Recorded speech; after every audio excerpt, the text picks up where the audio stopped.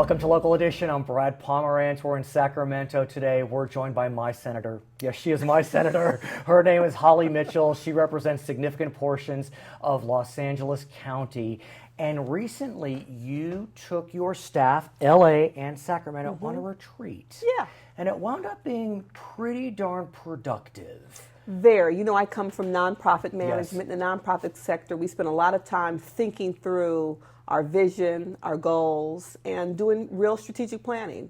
And it was an interesting time kind of in my career trajectory here in the elected office. We had been successful in getting a number of major initiatives I've carried for a number of years through the process, Maximum Family Grant and others. So it was time to kind of come together and look at the district. We toured the district. It was a wonderful 2 days. And if I think about when this retreat occurred, I believe it was right as we knew we had a different administration in Washington. Exactly. So that really changes the calculation of a legislator here in California. Am I accurate? Well, not really. Oh, really? Well, talk me through that. Well, because the focus really was the residents of the 30th Senate District.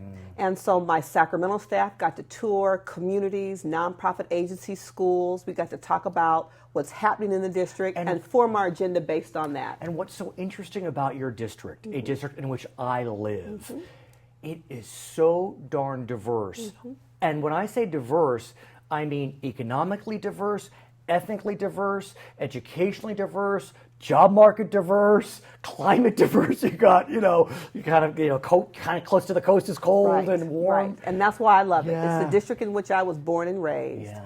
And even given all that wonderful diversity that makes California the unique jewel that we are in the nation, particularly now, there are some very common threads. And our ultimate takeaway, our vision was building a California in which all children thrive. But what's interesting, I think a challenge, is that if one didn't know, one may think Holly.Mitchell represents an urban district, and urban connotes, lower socioeconomic. Right. That's partially true. Part of your district is socioeconomically challenged, but part of it is definitely not. It is not. Yeah, and so how do you service those two polar opposites? Well, like I said, every family, wherever you are on the socioeconomic spectrum, we want the same things for our children. We want high-quality schools. We want parks in which they can play. We want an environment where we can grow old and our children can grow up that's conducive to healthy living. And so while it's so diverse, there are so many commonalities that all families share. And like I said, wanting our children to thrive, the whole notion of the word thrive is not just the floor, the bare minimum, which is what California has done these last decade or two because we've been coming out of an economic downturn. So we want to create systems and structures that empower children to thrive. I am proud that my senator is chair of the Senate Budget Committee. Yes. An historic event, by the way. Is it second woman? Yes. And first African-American or African-American woman? First African-American, second woman to chair the Senate Budget Committee in the history of the state. We congratulate you. Thank you. Let's talk about the budget. Interesting times in that the voters were generous and did pass the Prop 30 extension. And I thank you. Yes, and that was helpful. But the governor believes that we may be facing some bumps in the future. He thinks that we may be facing a deficit, not a huge one, but a deficit next summer.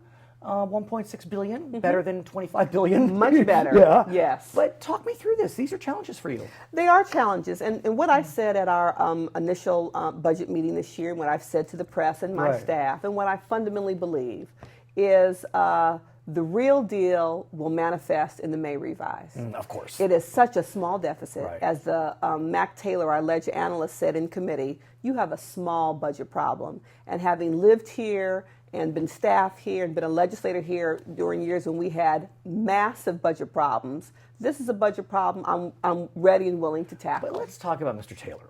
Because Mr. Taylor, in the past, has diverged from Mr. Brown on their views. How about every year? Every year. And so Mr. Taylor, the ledge analyst, believes that we may not face deficit next summer. We could be in surplus by $2.7 billion. Right. That's a nice chunk of change. That's a nice swing. Well, when we look at the last couple of years, finance will come in with projections here, LA here, and a couple of years, reality come Right. April 15th when you all are so Right. gracious enough to pay your taxes. Right. The state's income has sometimes been here. Right. And so, these economic projections are not all science. Sometimes it's art. And really trying to figure out what the income will really be. That's why I said this year in particular, May Revise will tell us all. But here's what's interesting. The last few years, forgive me, Mr. Taylor seems to have hit it better than Mr. Brown on projections. I agree. And trust me, we drill finance on that point every year in the budget. And so how do you deal with that? Because, God bless the governor. Right. And, same party as you. And Exactly. so you don't want to Exactly. be disrespectful. And we're very clear that the governor's Right. been very clear since he got elected Right. that his goal was to reel us in, and he's used that term directed to me on more than one occasion, Right. and I wear Right. that badge Right. proudly. Right. And we have the rainy day fund. Right. We've got that. The voters have spoken. The rainy day fund is healthy. Is it enough to really save us from a huge downturn? No, but No. it's a good start. Yeah, we have, what is it, about 1.15 billion? Is that right? Exactly. Yeah, not bad. And so we've getting there. put, the last budget year, we put more into it than was required by statute. And so the rainy day fund is there, and I support that. The issue will be, how do we continue to build a California with an educational system, a health system, a social service system, a transit system that will continue to move California forward. The governor loves to say that we're the state of innovators. Well, we have to continue to empower those to innovate. Here's a challenge. Yes. A lot of the money that we get for all those programs you mentioned comes from Washington, D.C., about $105 billion a year.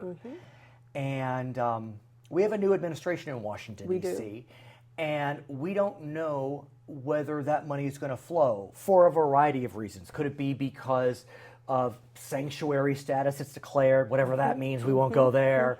Could it be because of just general budget austerity or retaliation? Brad, let me Yeah. say this. A number of statements were made during a campaign season, and there is a stark difference between campaign rhetoric and governance.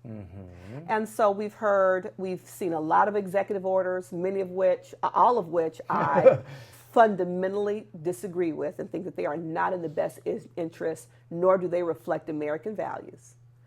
When it comes down to the Affordable Care Act and what they're actually going to do, I am crystal clear that the Republicans in Congress who represent California represent districts that disproportionately rely on the Medicaid expansion to provide health care services to their constituents. And one in particular would be the Kern County District, which is represented by the majority leader of the House of Representatives, Kevin McCarthy. 52% of his constituents are Medicaid eligible, compared to LA County, which is 40%. And so, campaign rhetoric versus governance. And so, as budget chair, as a former subcommittee chair of Health and Human Services, I realize what a repeal of the Affordable Care Act will do to Californians, the tens of thousands who now have the luxury, if you will, of having health coverage. Millions. Millions. 5 million Absolutely. in California additionally. I'm clear about what that has done, has afforded the health and welfare of our state, as well as if those funds are removed, what it will do to our general fund. I'm not going to react yet because we don't know what their plan is. Fair enough. We are spending a great deal of time educating our congressional delegation, talking to the administration in Washington, D.C., the new Secretary of Health and Human Services, to talk about how significant a policy shift there would mean to the health of California residents. And we're ready to fight. And we must continue this conversation another time. Yes. She is Senator Holly Mitchell. I'm Brad Pomerance in Sacramento, Local Edition.